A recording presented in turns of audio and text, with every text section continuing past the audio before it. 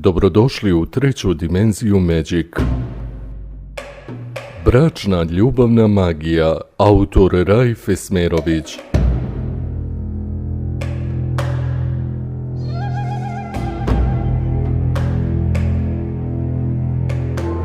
Iako nakon početnog zanosa mnogi parovi, kada uđu u bračne vode, brzo izgube strast i svedu život na običnu svakodnevnicu i obaveze, među njima se ipak stvori posebna fizička i mentalna povezanost. Naime, zajednički život postane navika koja na jedan specifičan način psihološki poveže partnere, a to je vrlo dobra baza za magijsko vezanje i osiguravanje bračnog sklada.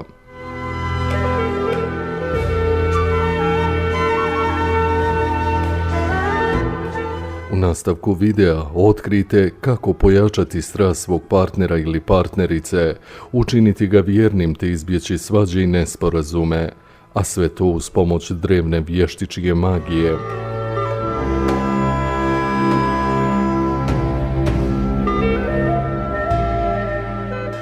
Preporučeno je da se rituali čaranja izvode petkom, danom planete Venere i u njenim satima tog dana, a oni su od ponoći do 1 sat, od 7 do 8 ujutro, od 14 do 15 popodne i od 21 do 22 sata navečer.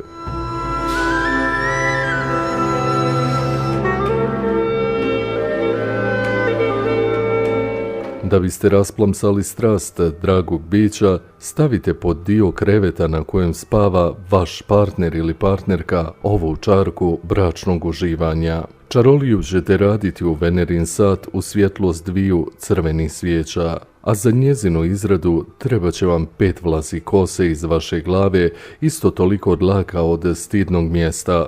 Također, treba će vam i nit crvene vune, onoliko duge kolika je širina vašeg lijevog dlana.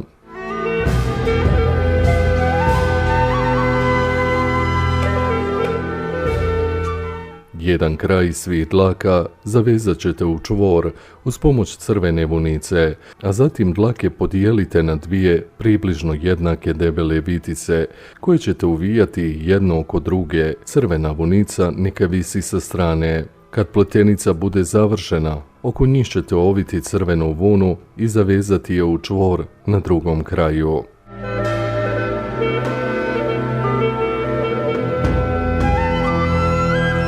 Ovu čarku ćete staviti pod krevet, tako da ćete je učvrstiti i zalijepiti s donje strane madraca, na dijelu gdje bude glava vašeg partnera. Čarka se nakon toga ne smije dodirivati, a njeno trajanje je dugotrajno.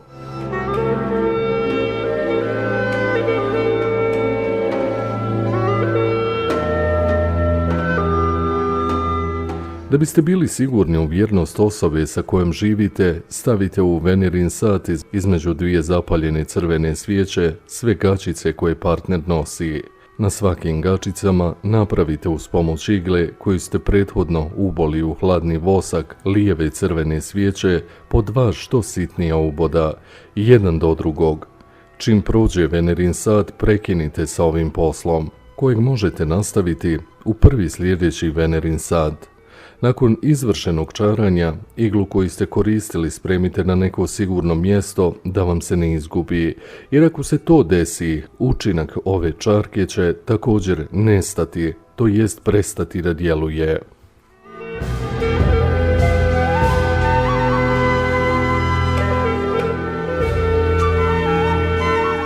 Kako biste izbjegli svađu i nesuglasice u braku, napravite čaranje sa 5 crvenih svijeća, poredanih u krugu Venerinom satu.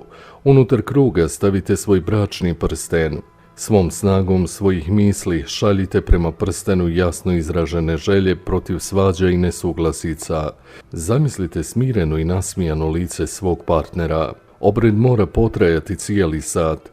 Tek kada prođe Venerin sat, gasite jednu po jednu svijeću, počevši od vama najbliže sa lijeve strane i krećući se u smjeru obrnuto od smjera kazaljke na satu. Kada ugasite sve svijeće, uzmite prsten desnom rukom i stavite ga na prstenjak lijeve ruke, gdje ga uvijek i nosite. Čim se pojavi mogućnost svađe ili nesuglasnice, odmah pipnite prstima desne ruke prsten. Sretno!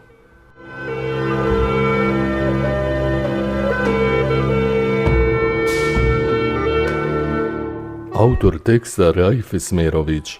Treća dimenzija Magic. Pretplatite se na naš kanal. Hvala vam.